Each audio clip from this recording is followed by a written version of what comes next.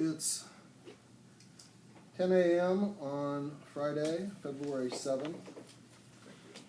My name is James Cavanaugh. I'm chairman of the Health and Human Services Committee of the Douglas County Board of Commissioners. We are meeting today on Veteran Services. We have, I think, an Open Meetings Act placed here someplace on the wall. And we will be going through this very brief agenda, hopefully, as I indicated, in 60 minutes or less. Our leadoff testifier today, and you'll all have an opportunity to speak after each presenter, we'll have a question and answer session, beginning with the folks here, and so you'll have an opportunity to speak to anybody who presents about the topic. As you see from our agenda, Veteran Services is the bulk of our focus here today. Mr. Benson T. Elmore from Douglas County Veteran Service Office is here today. Mr. Elmore serves as the director of the Veteran Service Offices. And really, you know, one of the purposes of today's hearing, I don't think we've had enough exposure of our services to the citizens of Douglas County. Our Veterans Service Office, located over on our campus on 42nd Street, is at 111 South 41st Street. We have Mr. Elmore's cards here, and please feel free to grab one on your way out.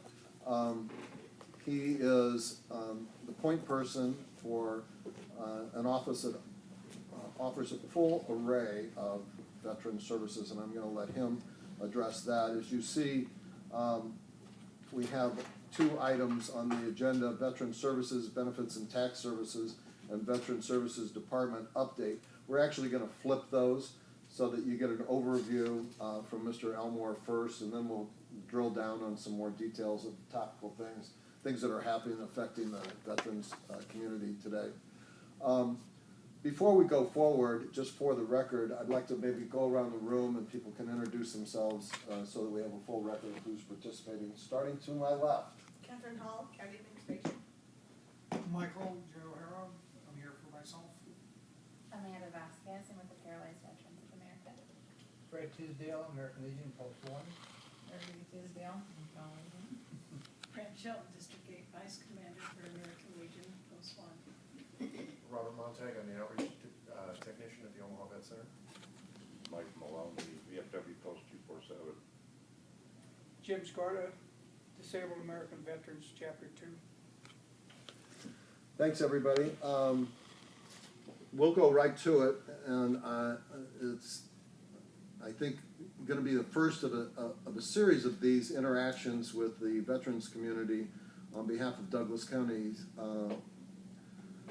Veteran Service Office, so that we are offering not only the services that we do, but you know about them, and you know where you can go and who you can ask and how you can get the help that our veterans deserve. So without further ado, I'd like to introduce Mr. Benson T. Elmore, Douglas County Veteran Service Office Director. Mr. Elmore, thanks for coming. A pleasure to be here. It's a little chilly, but happy to be here.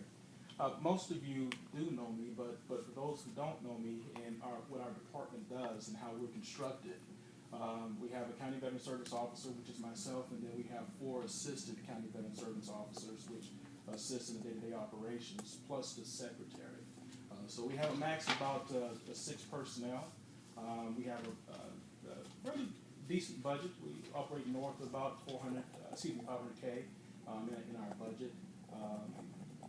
Kind of what we do is we'll kind of get into it here in a little bit, but we offer a lot of services to our veterans, service members who are currently serving, also family members, maybe surviving spouses, and also children.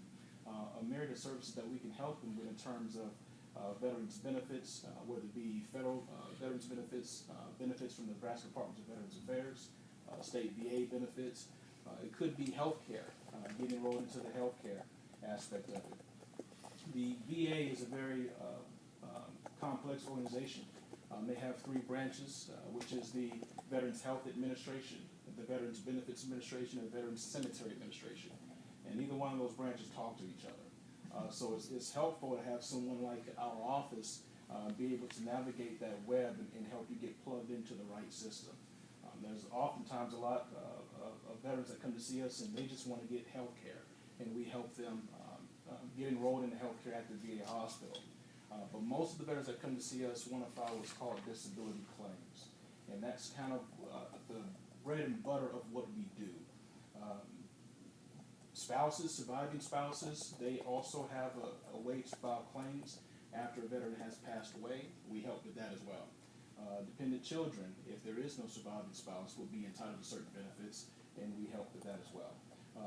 And we'll get into it, but the main thing is so you understand, we do have a small office. However, our office is one of the biggest offices in the state, and so we see a lot of veterans that come through. We average probably about 300 to 500 veterans a month that we see in our office. That's not including emails and phone calls and so on and so forth. That's actually coming into our office, or we going to see them at their residence or at a hospital.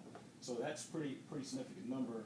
Lancaster County and our county kind of swap the number 1 and number 2 position every so often, but we are one of the busiest offices in the state of Nebraska.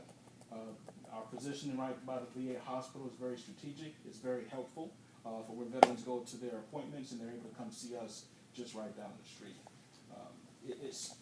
It's very rewarding, but I will tell you, sometimes it is a little bit difficult for veterans to get in to see us that live kind of out west. So we're kind of helping or trying to alleviate that by doing a little bit more outreach. But that's the construct of what we are in terms of the service officers in our office, the amount of personnel we have. We operate Monday through Friday, 8 to noon. We say 1 to 4, but we're there to 4:30, but we say 1 to 4 because we have to kind of start shutting down operations at 4 o'clock. However, if you still need assistance after 4 o'clock, we'll assist you as best we can, depending on what you need. Sometimes we may have to kind of pause and have you come back the very next day. But that's where we are Monday through Friday, exception of holidays and weekends. Well, that's the department update. Can we move on to services? Well, I got a couple questions, Yes, and maybe some folks do too. And I don't know if we've got any information from the department or handing out to people today, but if not, maybe you could forward it to us and we could send you kind of a synopsis of benefits and services offered by the department. But could you give us some idea of Douglas County, the size of the veterans community? Do we have any idea? Well, that's yes and no is the answer to that. It's a pretty broad community. Typically, county veteran service offices will only service veterans in their county. Our office is different. We have a no boundaries type policy, so regardless of what county you're from, what state you're from, or what country you're from, if we can assist you, we'll assist you. But as far as nailing down the specific number, that's very, very difficult to do because of the influx of veterans staying and leaving. But I can tell you, in terms of what we service, probably between January of 2019 and December 2019, we serviced about 4,480 veterans in that time. Now, that doesn't mean that's the only amount of veterans that's here. I'm sure there's much more here than that, but that's in our office between Jan and December of 2019, we serviced just over 4,000 veterans. That's just coming to the office. That's not including fielding phone calls. That's great. As far as the services go, and I think part of the dialogue here today might center around outreach. Do you or the Veteran Service Office do any remote presentations? Say we wanted to go to American Legion 1 and have a Veteran Service Office day there. They have a big crowd on a number of occasions, not just fish fries, but is anything like that set up on an ongoing basis by your office? Absolutely. So outreach is kind of one of the things that's at the forefront of what I want to do and continue to expand. We do go to assisted living facilities and give briefings. As a matter of fact, I was had a phone call just last week to give a briefing to the Bar Association. So assisted living facilities, go out to Offutt Air Force Base, go to educational institutions, whoever or wherever needs a briefing, we will get out to do a briefing. And I say we, but most briefings are done by myself. So I'm able to get in and out of the office more frequently. But that has been a kind of one of our spearhead points here is to do more outreach and more briefings, because a lot of veterans and their family members aren't aware that we're where we are, and so I get a lot of people coming to the office say, hey, I never knew you were here, and so we're trying to bridge that gap so folks know who we are, where we are, and what we do. So I do get out and do a lot of briefings. As a matter of fact, we forged a relationship with the social workers at Endless Journey that help veterans in dealing with hospice care. Regardless of how small the number of personnel is or how large the crowd is, I'll give a briefing. Just went out to an assisted living facility just last week. It was 2 people in the crowd, but they were very gracious that I gave the briefing. They asked a lot of questions. So the short answer is yes, and there's a much longer answer to that point, but yes, we do. Okay. I've been around to various veterans facilities, and probably the one I'm most familiar with is on F Street. Mr. Scarta as are you the commandant? What's the exact title that you hold? Commander. Commander at the Douglas MacArthur post of the Disabled American Veterans. Have you been able to hold one at that facility? Not yet, but I would love to. Okay. I think we could probably talk about that, going forward. And it would maybe make sense for each organization represented here today to have a conversation with Mr. Elmore before we leave today and try to schedule something. We could conceivably hold these hearings in remote locations going forward to kind of more robustly engage our veterans community in a conversation about what's available here. This is a great asset to the veterans community. My experience has been that a lot of our veterans are unaware that it's in our community.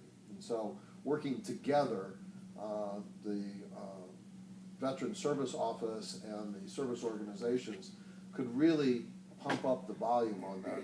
We have a Veteran Service Office website, is that correct? Correct. And if people wanted to go online and check it out, how would they do that? Just go to the public webpage, and there's also, you can do an inquiry on there, and that comes directly to me. So if for whatever reason you don't have my card and you wanted to set up a meeting or have me come out and do a briefing, you can go on the public website and go to the inquiry page, and it comes directly to me, and I'll get back to you. Just whether it be email or you want me to call you back, I'll call you back, and we can set something up. Even before we leave today, we can kind of talk a little bit. I would love to come out and do some briefings and kind of get the word out there that where we are, who we are, what we do. So we'll go around and allow everybody an opportunity to ask a couple of questions. But I had some inquiries from constituents relative to their veterans benefits, and I refer them to you. But for instance, the most recent one that I had was from a vet who had a service-related disability, but over time it had increased, and he wanted to seek an increase in his disability payment. Is that something that the Veteran Service Office could help an individual with? Absolutely. That falls within our realm of responsibility. So if there's a condition veteran service connected for and that condition has gotten worse, we definitely can help them get an increase, or file the paperwork to get an increase, and it'll be up to the VA to look at the medical evidence to determine if they should have that increase. But absolutely, we can help them. You indicated in addition to veterans, veterans' families would also be available for help from your office. And give us an example of the kinds of things that surviving spouse or children would be eligible for that you could help them with. Sure. If a veteran passes away from a service-connected disability, and the way the VA determines that is if it's listed on the death certificate. So if the veteran is service-connected for a heart condition, passed away from the heart condition, it's listed on the death certificate as the primary reason or contributing factor, the VA will consider that a service-connected passing. then the surviving spouse will be entitled to what's called DIC, Dependency and Indemnity Compensation. That's about $1,300 a month for the rest of his or her life if they don't remarry. If there's no surviving spouse, then that can fall to the dependent children if there are children that are left behind. Also, if a veteran passes away and let's say that income stream is gone and the surviving spouse is having trouble paying for rent or utilities, they can come see us and we can help them do an application to submit to the state VA to get assistance with that rent, mortgage, or utilities, or maybe even food, because that income stream is now gone. So, the office that you occupy is on this campus at 42nd Street, and you probably know it, most of you, because the Douglas County Health Center is there on the south side of the campus, directly across from the Veterans Health Center. This office is on the north end of that campus, and the campus is bounded by Woolworth Street and Pacific, and kind of the Field Club and 42nd Street. But in that facility, I believe the Douglas County General Assistance shares space in the same building. Yes, sir, that is correct. And they offer rent assistance to needy people as well. Is there coordination between the Veterans Office and General Assistance to give people what they need in terms of just what you were talking about? Sure. There is. If a veteran happens to go up to General Assistance seeking assistance, and General Assistance knows that they are a veteran, they will send them to us first to make sure they filed their benefits, or if we can't help them, we'll send them back to General Assistance saying, hey, they're not eligible for any VA benefits, go ahead and assist them, and that's the letter that we do. But there's frequent coordination between General Assistance and our department to make sure between our departments that veteran is taken care of. So, that's what I've got, and I appreciate Mr. Elmore's being here and presenting kind of an overview. We're certainly willing to have a discussion here today and then follow-up presentations relative to anything germane to the topic of what Douglas County offers its veterans community. So at this point, I'd like to open it up, and I know that there's representatives from a variety of veterans organizations, and so I would start maybe over here. If you have any questions, now's the time. I don't have it. You okay? Yes, sir. Yes, sir, I do. Matter of fact, this. Oh, I'm sorry, for the record, when you begin, would you just identify yourself and your Fred organization? Tisdale, Post 1, American Legion. Just a couple weeks ago, I had somebody call, and he was a veteran. He had throat cancer, and he needed help, $900 bill to pay his rent to keep himself with a cover over his head. And we could help. We gave him, as a post, only $200 to help him. I don't know if that got him very far or not. But he had been around to try and find some assistance other places, and apparently he had not been to the General Assistance Office. I know that they had come to your office, and apparently there was not anything they could do as far as monetary, give him a check or whatever. And so he was trying to reach out to anybody, and that's all we could do to help. But would the General Assistance Office help him there? Well, I don't want to speak for General Assistance. No, I know, but possibly. Possibly, yeah, I will say possibly. Now, if he came to us, we don't hand out checks or money. However, we do help the veteran submit an application to the state VA to receive assistance from the state VA, and they're the ones that would cut a check. Okay, in a case like that, how long does it take for that to happen? I mean, the man Yeah. was gonna get kicked out of his apartment or Yeah, house. that's a good question. I will say I've never seen it happen within days. Most of the time it's been weeks. We're talking 3 weeks, sometimes a little bit longer. It's case-by-case scenario. The state VA does not involve us in the adjudication process, so I can't give a definitive time frame of how long that would take. What I can tell you though is if it's a medical condition and it's a catastrophic issue, then we can request to have that application rushed at the state VA. I mean, he said he was terminal. I think all cancer is terminal. Sure. That's the way I look at it anyway. But can I ask one more question? Yes, sir. Okay. It used to be the American Legion, and each post had a service officer. That's not really true anymore. We do have a service officer at Post 1, but most of the time, what's recommended, I think we talked to Dana over there Okay. at your place. Okay. And he said a lot of times it's just best to direct them to your office, because a lot of times what's done in the post, they have to redo. Is this the whole truth? I would say what's true is it's best to direct them to our office. In terms of whether someone at the post hasn't done something accurate, I won't speak to that. But I will say the reason it's best to have them directed towards us is because we can help them much, much quicker. There's more time we can allot to them to ensure that whatever help they need is done to the best of our ability. So when a veteran comes to a post and they want to file a claim, we do ask that you direct them to us so we can better assist them. Because we do not have the education. Right. And we haven't had the training. I mean, we tried years ago to get our department to have some kind of training for service officers. Sure. That's never come to be. Sure. So, okay, we'll continue to send them to you. Sounds like a plan. Very good, thank you. You're welcome. Fran? Fran Shelton, District 8 Vice Commander for the State of Nebraska American Legion. I welcome the opportunity to take your business card, so I may take it back to our district commander.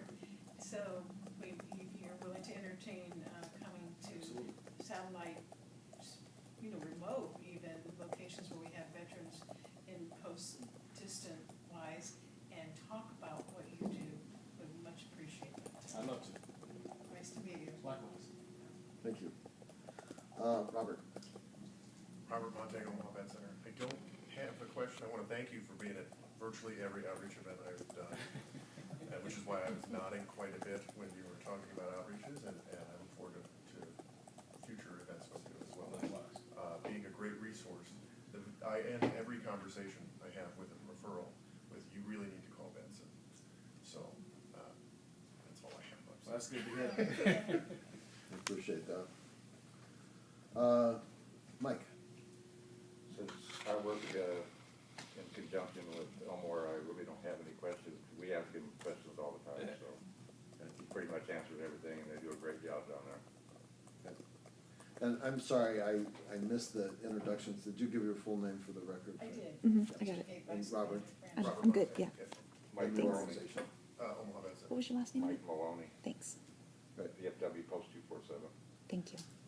Jim? We have a service officer that comes into our place 2 times a month, and we set up appointments, and we have getting a lot of vets coming in. And if it's, but there's a lot of walk-ins, Guy comes in, he says, I can't make my rent, and we vet him as best as possible, and our cap is about $300, and we make sure that we send that money to his landlord or the utility company or whatever. And it's a one-time deal, which is all we can do for him. Other than that, we send them to you, But we managed to, we've given, some of the guys, we've given money out of our own pockets for gas money or whatever. But there's a lot of things that, they need a little bit more, and I refer them to the Douglas County Service Officer. I explain to them where it's at, and, that, send them on their way. But we try to do as much as we can. Our basic focus is getting the transportation. We spend a lot of our money on transportation.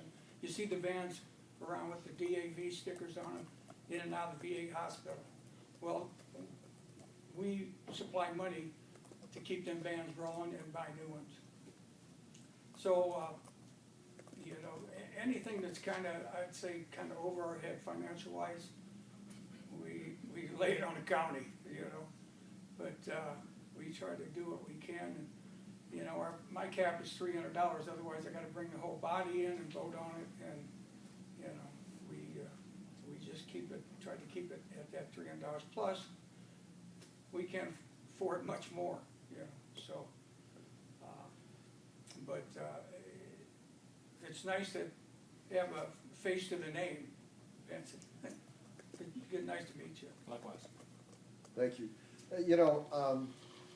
As a South O boy, I'm most familiar with the DAV in South Omaha, and attended a lot of events there where, like a lot of organizations, they have fish fries that should be kicking off here pretty quick, and they have steak fries, and they have one of the best antique motor vehicle shows in town. And I'm just thinking, you probably all have, I know that Post One does because I've been there as well, similar events where maybe if we coordinated, we could have veteran service table at one of these. I mean, I've seen hundreds and hundreds of people come through the door at these events, and, you know, we'll be selling raffle tickets or doing something, you know, charitable fundraisers or whatever. Just having an information table at one of these might be a quick and easy way to get our services in front of a lot of the veteran community. Yeah, we do that at the fish fries. We'll be having tables up, and we'll have a representative there with information. And we also, our hall is fairly large, as you've been there. And we've had the VA there, the VA director and the cemetery director, and they've all given like a little town halls there. And we're open to any veteran organization that needs to have a fairly large room, and we have a big parking lot, and it's, you know, it's there for the asking. Great. Just to let that out to everybody. So, you know, before you leave, you're all gonna get a contact card, and please use it, because I think that's exactly right. We're more than willing, the door's open, let's communicate and coordinate, yes. I do have a question now after. we Okay, went would you through just introduce some- yourself for the record? Sure. Amanda Vasquez, Paralyzed Veterans of America. Thank you. When you mentioned going through general assistance and they would make a request to state VA, is that separate from, I know that's not you, but that's the other general assistance, Well, right? general assistance does not make the request to state VA. Okay. We do that request. You do that. Right. Is that separate from the Nebraska Veterans Aid Fund? That is Nebraska Veterans Aid. It's the same. It's the That's same. what I wanted to Yeah. clarify. Okay. Okay. I don't know if there's anybody else that would like to ask anything on this portion, and if not, we can move on. We're gonna have kind of a quick overview of benefits and tax services, but then there's a larger kind of current events item that we'll bring up right at the end. So I think you've got a fair idea of the benefit package that we're talking about.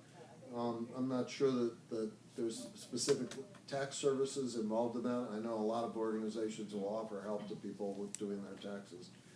Right, so in terms of tax services, we don't offer tax services. The only thing we do with taxes, if a veteran is service connected at 100%, then they can get homestead exemption.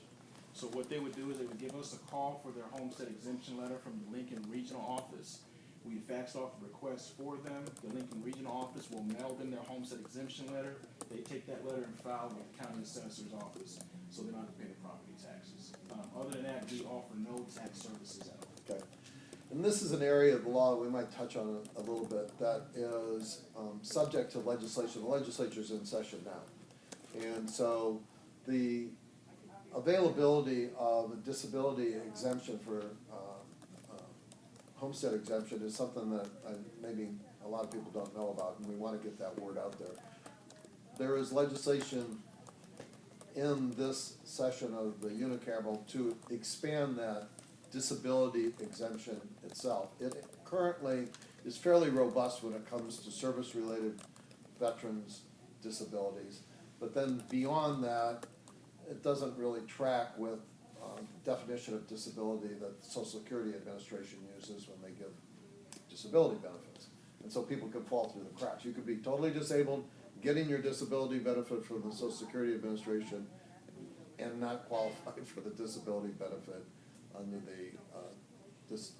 the Nebraska statute regarding homestead exemption. So they're trying to fix that in this session. And there's other legislation that is in there that could potentially benefit the veterans community specifically relative to their tax liability. I don't know if there's anything else in that category that you'd like to discuss, Mr.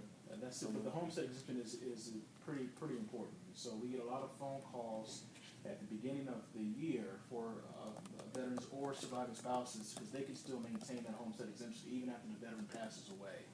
So that's a benefit, that if a veteran passed away and they were 100%, that homestead exemption still stays with the surviving spouse. So we get a phone call, hey, can I get my letter? No problem, verify your address for me.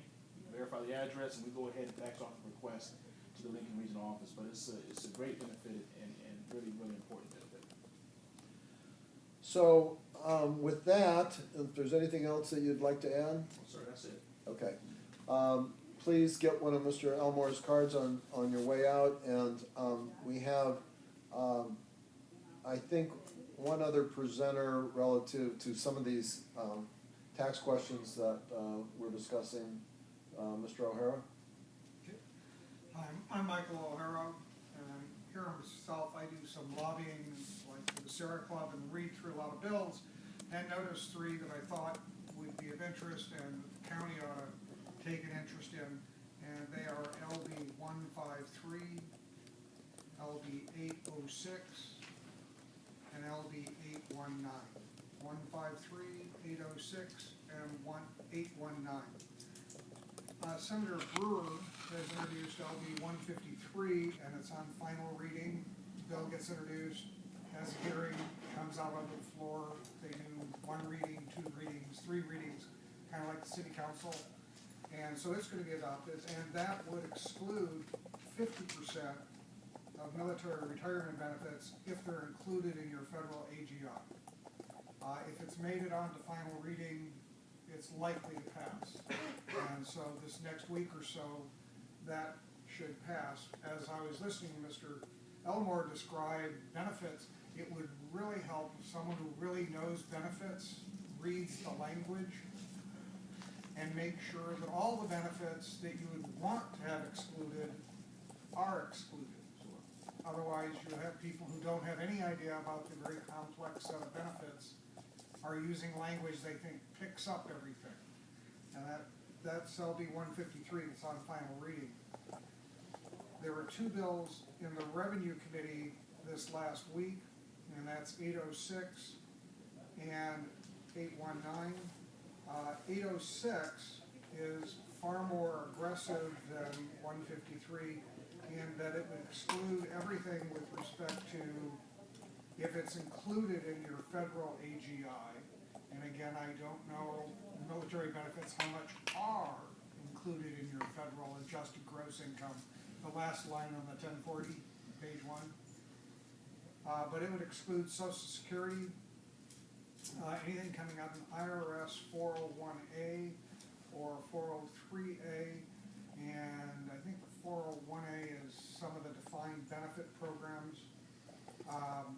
Anything in your Nebraska pensions like school or judges, and anything in civil service, and anything again in military benefits, 100% of that.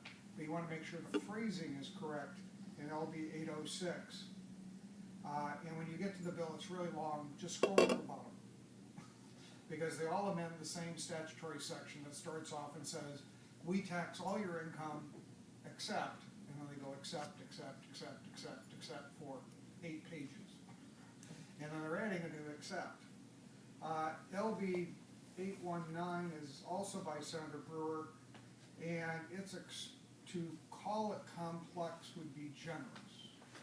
But he's trying to do something, and that is to exclude Social Security, but it's done in a stepwise fashion, year by year.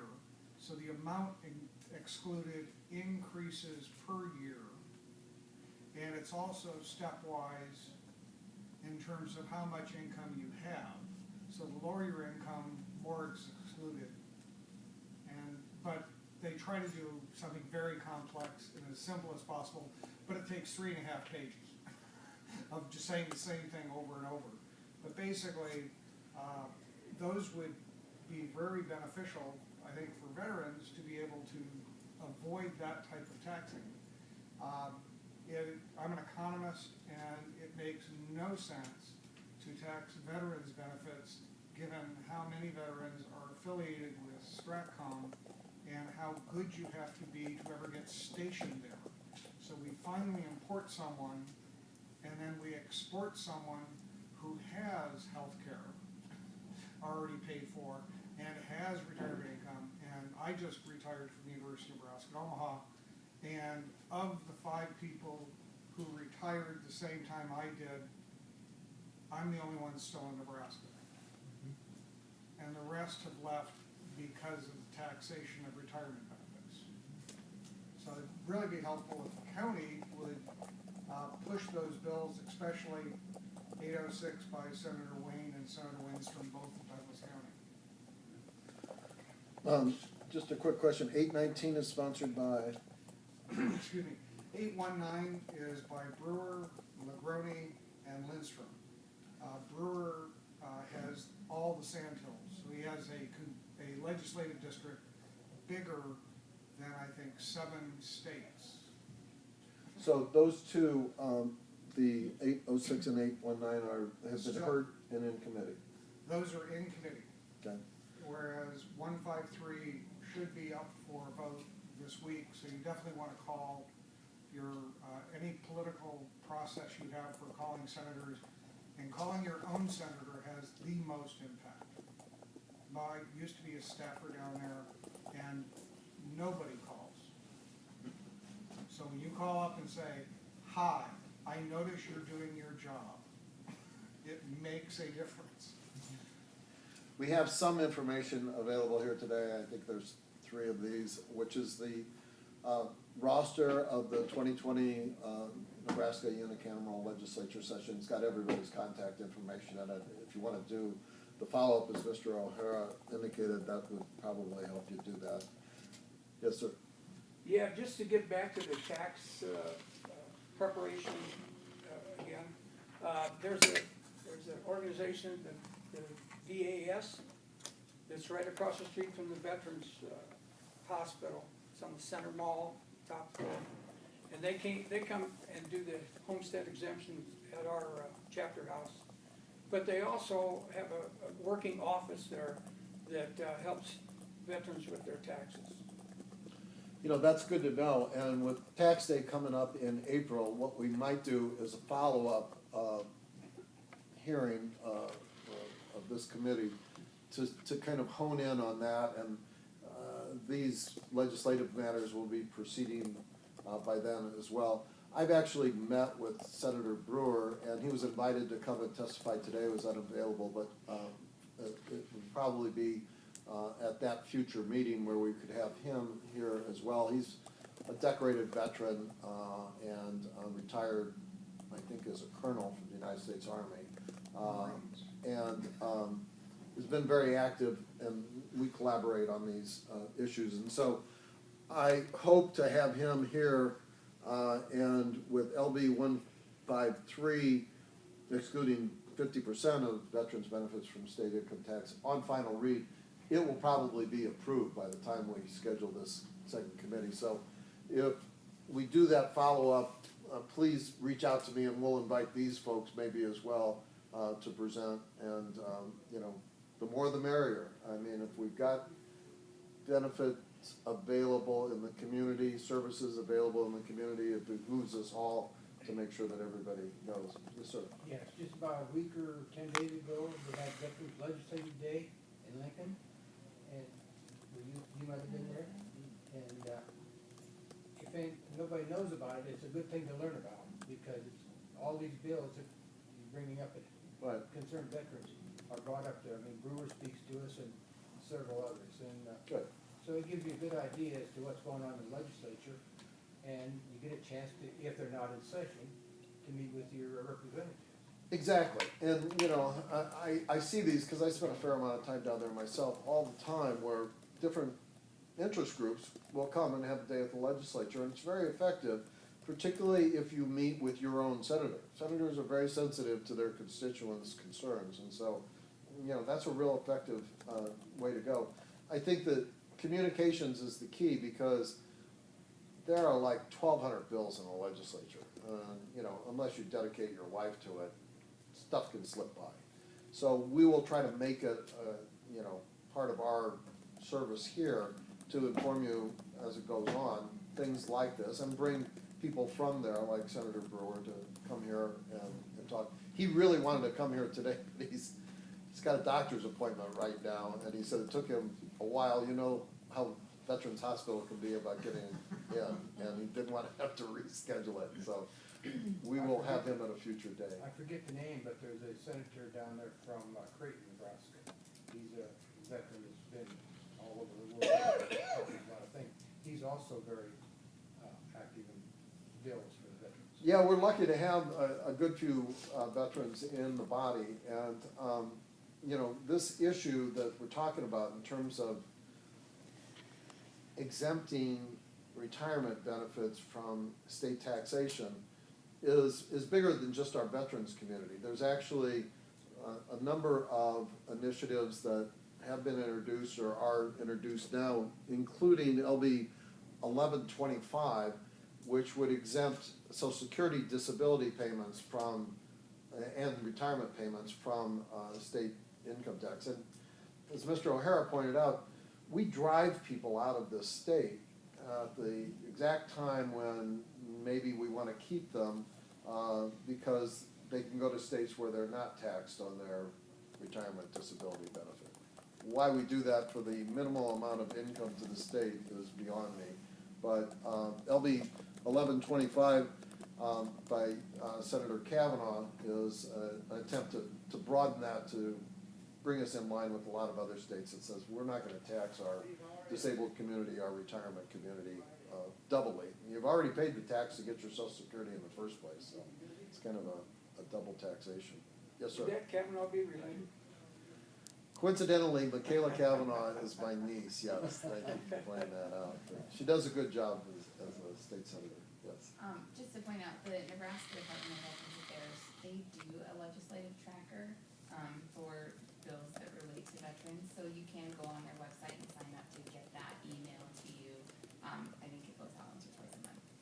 That's great, and we will try to make that part of a follow-up session as well, and maybe have them come and present.